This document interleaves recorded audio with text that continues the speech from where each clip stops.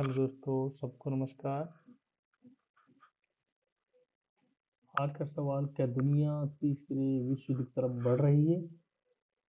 Middle east में Iran और Israel के बीच तनाव लगातार बढ़ता ही जा रहा है। मिसाइल हमले, ड्रोन अटैक और सुपर पावर देशों की एंट्री, आखिर ये सब क्या हो रहा है? आज इस वीडियो में हम समझेंगे ईरान इसराइल दुश्मनी का पूरा इतिहास और असल कारण। 2026 में क्या चल रहा है, आसान भाषा में। मेरे दोस्तों, यह लड़ाई सिर्फ दो देशों की नहीं या तीन देशों की नहीं है। लड़ाई राजनीति, सुरक्षा, विचारधारा और शक्ति संतुलन की लड़ाई है। इस लड़ाई से बहुत कुछ बदल सकता है। अगर दूसरे देश में शामिल हो जाते हैं, चीन, रूस, तो क्या होगा?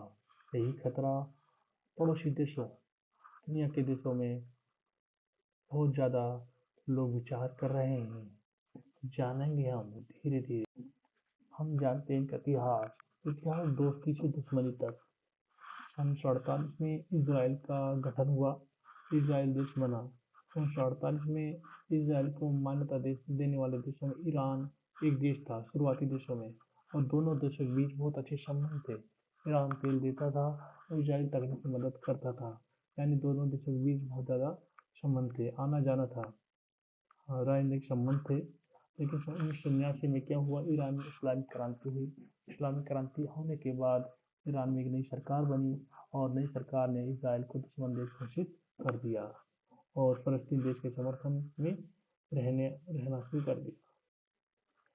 तो तब से लेकर 1980 से लेकर आज तक फलस्तीन के समर्थन में ईरान ने शैडो वार, प्रॉक्सी वार शुरू कर दिया। ईरान ने इसराइल के पड़ोसी लेबनान में हिजबुल्लाह, एक आतंकवादी संगठन, और यमन में हूती लोगों को ईरान के इसराइल के खिलाफ यूज करना शुरू कर दिया। मतलब लुका छिपी का खेल शुरू कर दिया। दुश्मनी खुली लेकिन छिपी छिपी दुश्मनी, इसे कहेंगे शैडो वार का युग शुरू हो गया। 2024-26 में क्या हुआ, सीधे मिसाइल और ड्रोन हमले हुए। अभी आपने पिछले साल में कुछ देखा कि इसराइल और हमास, एक आतंकवादी संगठन जो फिलिस्तीन का ही है, वेस्ट बैंक, वहाँ से इनके दोनों के बीच बहुत ज़्यादा भयानक युद्ध हुआ, जिसमें अब तक लगभग 72,000 लोगों की मौत हो चुकी है। तो अब तक हमने जाना कि दोनों देशों के बीच विचारधारा की लड़ाई है।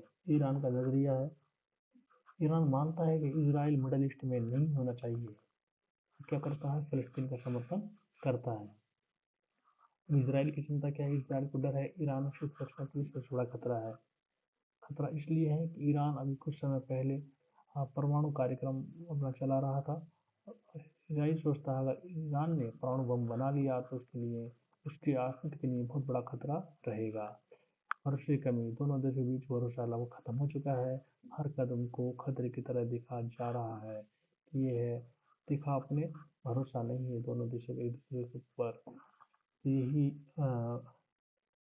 पश्चिमी एशिया में बहुत ज़्यादा हलचल हो रही है इसी वजह से। इस स्लाइड में हम जानेंगे परमाणु कार्यक्रम, सबसे बड़ा मुद्दा। इसराइल को शक है कि ईरान अपना परमाणु हथियार बना रहा है। अगर ऐसा हुआ तो शक्ति संतुलन बदल जाएगा। ईरान का दावा है, ईरान कहता है कि उसका न्यूक्लियर प्रोग्राम सिर्फ बिजली और रिसर्च के लिए है, जनता की भलाई के लिए है। लेकिन कई देश मानते हैं, दुनिया के देश मानते हैं, यूरोपीय देश मानते हैं कि कई देश ईरान के दावों पर विश्वास नहीं करते और इससे वे ईरान पर प्रतिबंध लगाए हुए हैं। और यही भी एक बहुत बड़ी चीज़ है कि जो है, इसराइल सोचता है कि वो परमाणु बम बना रहा, परमाणु कार्यक्रम जारी रखे हुए हैं। दोनों देशों ने पिछले कुछ समय से, अभी पीछे युद्ध हुआ था लेकिन उससे पहले कभी सीधे युद्ध नहीं किया था।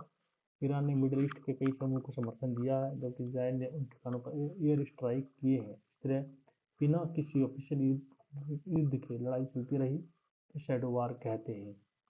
समझिए, मैंने अभी आपको बताया था ईरान समर्थन करता है लेबनान को।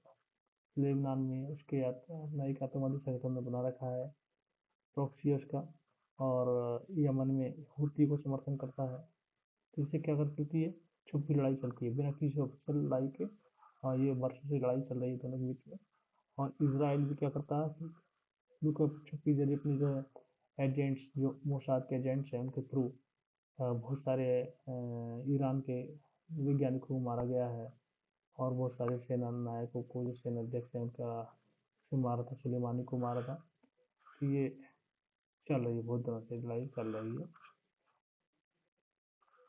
2024 में पहली बार हालात बदल गए। ड्रोन मिसाइल हमलों के जरिए दोनों देश के बीच एक दूसरे को निशाना बनाया गया। आगे सिर्फ छुपी हुई लड़ाई नहीं रही, बल्कि खुला टकराव बन गया है। ठीक है, खुला टकराव।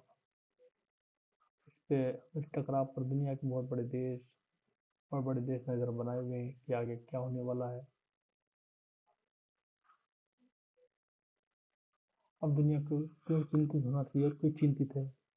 दुनिया इसलिए चिंतित है क्योंकि ईरान ने हारमुज जल संधि जो यहाँ पर है, यही है, इसे बंद कर दिया है। इसमें मैं ठीक दिखाने पा रहा हूँ, इसे बंद कर दिया है। इससे दुनिया का लगभग 20% व्यापार होता है।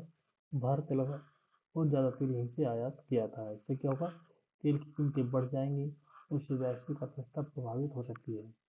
वैश्विक व्यापार, महत्वपूर्ण व्यापार मार्ग प्रभावित हो सकते हैं। व्यापार मार्ग मैंने बताया, यहाँ पर हारमुज जल संधि है, जो दुनिया का यहाँ पर ये 20% व्यापार यहीं से होता है। तेल का आयात वगैरह होती है। सुपर पावर एंट्री कर सकते हैं।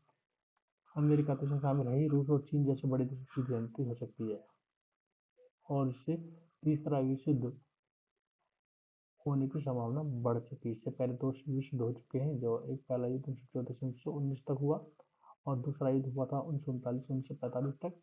अब तीसरा विश्व युद्ध होने की संभावना बढ़ गई है, क्योंकि लगातार इजराइल और अमेरिका के हमले ईरान के भीतर हो रहे हैं। इससे जो है रूस और चीन का इसमें इंटरफेयर हो सकता है। अगर ऐसा हो तो तीसरा विश्व युद्ध होने की संभावना हो सकती है, संघर्ष बढ़ सकता है। भारत पर क्या असर होगा? भारत जो है इस यहीं से, जो इस ये वाले देश हैं, पश्चिमी एशिया के देश हैं, तो यहाँ से 80% तेल आयात करता है मिडल ईस्ट से। भारत मिडल ईस्ट से तेल खरीदता है, और अगर युद्ध बढ़ा तो पेट्रोल डीजल तो महंगे हो सकते हैं।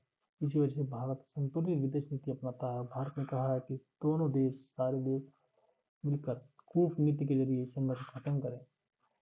तो क्या होगा, ईंधन महंगा होगा, और इससे जनसंख्या प्रभावित होगी, महंगाई बढ़ेगी। तो कुल मिलाकर ईरान इजराइल संघर्ष सिर्फ युद्ध नहीं है, ये राजनीति, सुरक्षा और विचारधारा और शक्ति संतुलन की लड़ाई है। अब आगे क्या होगा, ये दुनिया की कूटनीति तय करेगी। अगर आपको वीडियो पसंद आया तो लाइक करें, शेयर करें, चैनल को सब्सक्राइब करें। धन्यवाद।